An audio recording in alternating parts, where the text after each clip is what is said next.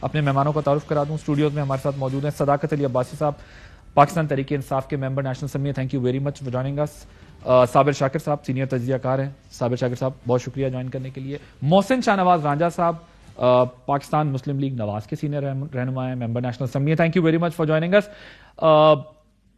میں ذرا رانجھا صاحب آپ سے شروع کروں گا. مجھے یہ بتائیے گا کہ جو بات رانا ثناء اللہ صاحب نے کہی ہے آپ اس سے اتفاق کرتے ہیں یا یہ پارٹی کا موقف ہے؟ میں ذرا آپ سے تفصیل جاننا چاہوں گا کیونکہ میں بھی ابھی لندن سے تھوڑی دیر پہلے ہی پہنچا ہوں. تو جو لندن میں آپ کی ملاقات ہوئی ہے, کیا فرما رہے ہیں؟ لندن میں جو آپ کی ملاقاتیں ہوئی ہیں آپ ان تمام باتوں سے اتفاق کرتے ہیں؟ میں تو جناب لندن جانے سے پہلے بھی ان تمام باتوں سے اتفاق کرتا ہوں. اچھا, میں پاکستان میں پارلیمنٹ میں بھی ان تمام باتوں سے اتفاق کرتا ہوں. چلے میں آپ کو شارٹ سنواتا ہوں. رانا صاحب نے کہا کہ شہباز شریف صاحب کے کیس میں اگر فیصلہ خلاف آیا تو کیا ہوگا, ذرا سنیے. میں بھی یہ بتا دوں کہ تم اگر گھٹیا سازشیں کرنے پہ تلے ہوئے ہو, اب تمہیں کوئی مرکشت نہیں ملے گا, اور اگر کوئی مرکشت تمہیں ملے گا تو پھر ہماری بات نوٹ کر لو. ہم ہر اس عدالت کا اور اس جج کا گھراؤ کریں گے جو تمہارے اس گندے اور گھٹیا ایجنڈے کو پروان چڑھانے کے لیے اپوزیشن کے خلاف جو ہے اقدامات کرے گا.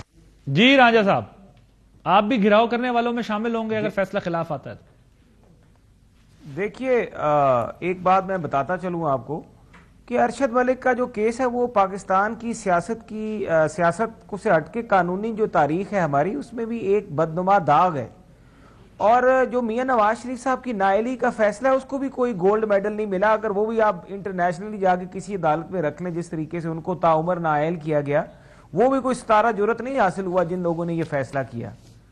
تو اب آپ یہ کہہ رہے ہیں کہ ہم لوگ مزید عمران خان صاحب جو دھمکیاں دیتے ہیں آ کے, آپ کبھی یہ بھی تو کہنا کہ عمران خان صاحب نے کیا فرمایا ہے. آپ ذرا کلپس نکالیں جو فواد چودھری نے کیا فرمایا ہے.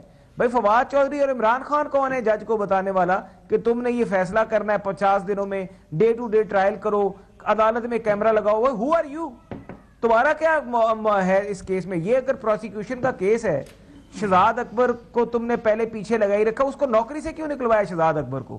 شہزاد اکبر کو اس لیے نکالا گیا کہ وہ شہباز شریف کو گناہگار نہیں کروا سکا, اور اس کی جگہ ایک اور نئے بندے کو لے کر آ گئے. بھائی ایک بے گناہ بندے کو آپ گناہگار کس طرح کروا سکتے ہیں؟ ججوں کے سر پہ بندوقیں رکھ. اچھا یہ ایک بات اپنے محسن رانجھا صاحب, ایک تو بات یہ کہ اگر عمران خان صاحب کا کوئی بیان ہے وہ بھی چلایا ہے, جس بات پہ ہوگا وہ چلایا ہے. نہیں آپ چلائیں, میں آپ کو سینڈ کرتا ہوں. آپ عمران خان کا بیان جس میں وہ کہتا ہے, بھائی وہ ابھی اس نے 2 دن پہلے کہا ہے کہ ججز کو کہا, اس نے کہا عدلیہ سے میں کہتا ہوں قوم پر رحم کرو.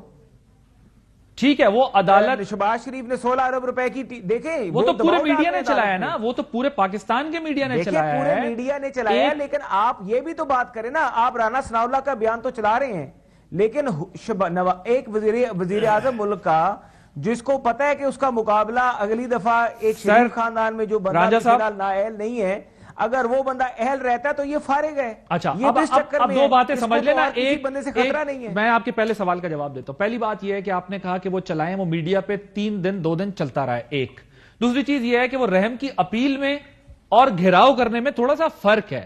جب عمران خان صاحب نے پاکستان میں اپوزیشن کرتے ہوئے آئین کے خلاف کوئی بات کی تو انہی ٹیلی ویژن پروگرامز پہ اسی میڈیا نے ان پر اس کی مذمت کی. اپیل کرنے میں اگر آپ کہیں اپیل کرتے ہیں اور رحم کی اپیل کرنے میں اور یہ کہنے میں کہ ہم گھیراؤ کر دیں گے جلا رہے میں فرق ہے. اس کو تھوڑا سا سمجھیں نا. دوسری چیز یہ ہے, میں عادل صاحب آپ کو واٹس ایپ کر رہا ہوں, کائنڈلی ذرا یہ بیان چلائیں. یہ اپیل نہیں ہے, یہ دھمکی ہے.